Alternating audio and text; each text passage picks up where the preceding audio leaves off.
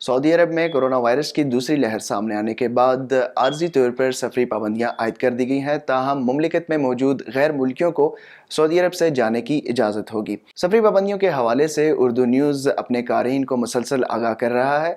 इस तमाम सूरत हाल में हमारे क़ारीन अपने मसाइल से मुतालिक भी सवालात अरसाल कर रहे हैं।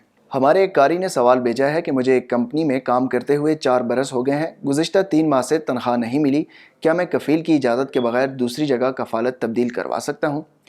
वज़ारत अफरादी क़ुव्वत के कानून के तहत 3 हालतों में गैर मुल्की कारकुन को हक़ है कि वो बग़ैर कफ़ील की इजाज़त के कफ़ालत तब्दील करा सकें।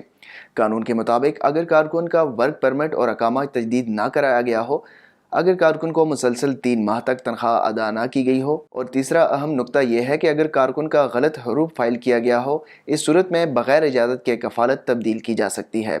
इस कानून पर अमल उसी वक्त किया जाता है जब कारकुन अपना दावा साबित कर सके। जहाँ तक अकामे की अदम तजदीद की बात है तो वो खिलाफ वर्जी की सूरत में आसानी से साबित की जा सकती है, जबकि दूसरे नुक्ते जिसमें तनख्वाह की अदम अदायगी का जिक्र है, इसके लिए बैंक स्टेटमेंट दरकार होगी जिसके ज़रिए ये साबित किया जाए कि तनख्वाह कब से नहीं मिली। ताहम हरूफ फाइल होने की सूरत में ये अमर निस्बतन मुश्किल होता है, इसके लिए हाज़री रजिस्टर पेश करने का मुतालबा किया जा सकता है।